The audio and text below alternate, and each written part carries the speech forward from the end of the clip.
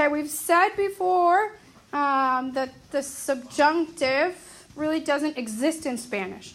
So it's going to follow us to really understand how it's going to happen. Doesn't exist really well in English. So it's going to follow to us to figure out how we're going to use it in Spanish. So it's always going to happen in a sentence that has an introductory clause. And then we're going to have the word K. And then we're going to have a dependent clause. I know, grammar stuff. No fun. Es difícil en inglés, es muy difícil en español. Yeah, muy difícil. Actually, I think it's muy fácil en español. Es muy difícil en inglés. So remembering our English class, though, what does a clause always require? What does a clause always have? It has to have two things. A subject and a conjugated verb, actually.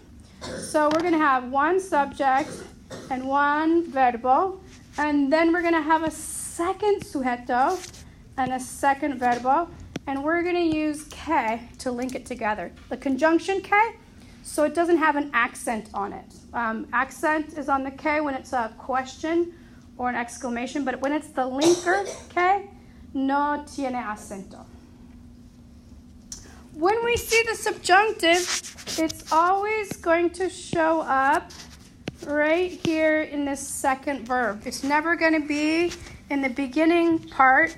It's always going to be in the second part. So what we're going to look for, and we're going to spend all semester, is we're going to look at the introductory clause. And we're going to look at what's in this introductory clause. And different introductory clauses are going to require subjunctive. Okay?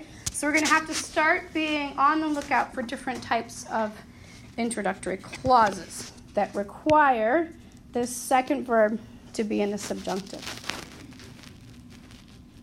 Okay, so we're going to take a little pause and go over some vocab here. So we have subjunctive, and when we say subjunctive, we're actually meaning the present subjunctive tense. And that's our forma de yo, menos la o. Más vocal opuesto. Exactly.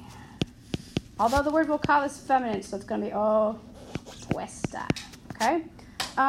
Or sometimes we're not going to have anything at all. We're going to have an infinitive. And remember, our infinitive, that's when the verb isn't conjugated at all. Right? So that's when it ends in ER or IR or AR. So, for example, hablar would be an example of an infinitive. Of our subjunctive here would be que yo hable. And then our last, if it's not subjunctive, it's another I. Do you remember that word? Okay. The other I word, if it's not subjunctive, it's... Yeah, good job. So indicative were all of our other tenses that aren't subjunctive tenses. Okay? So that's the present tense, which actually isn't just the present tense.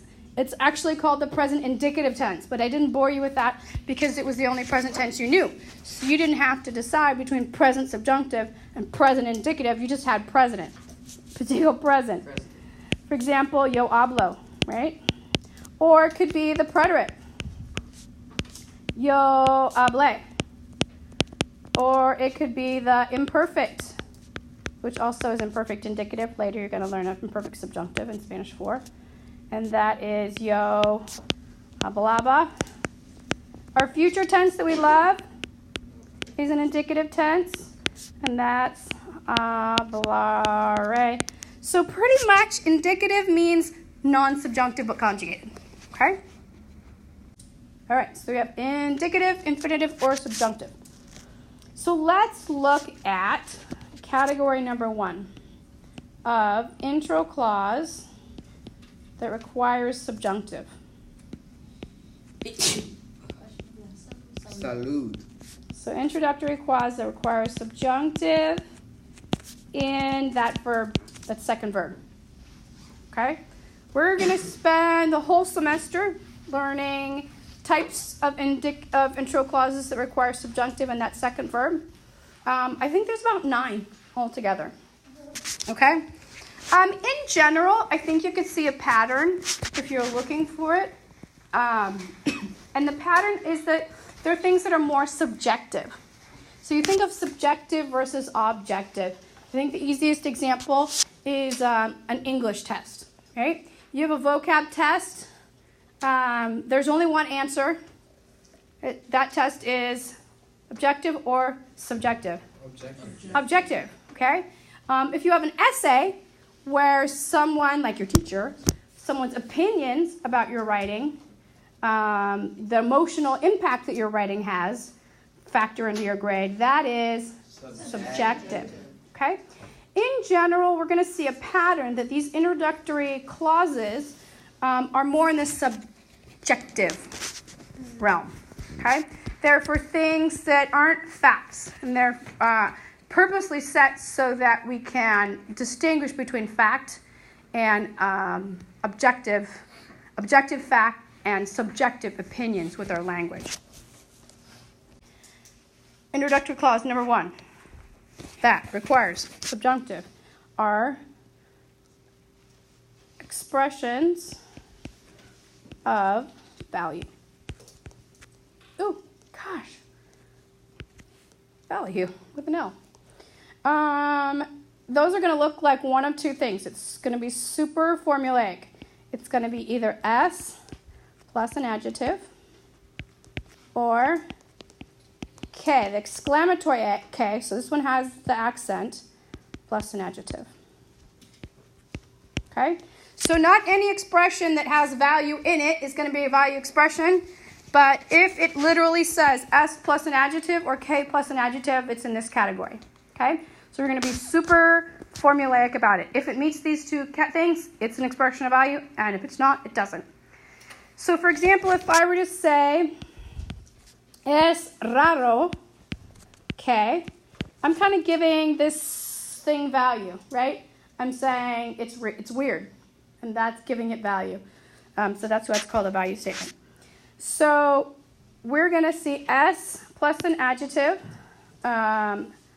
plus K plus a second subject and a second verb, and that verb is going to be in the subjunctive.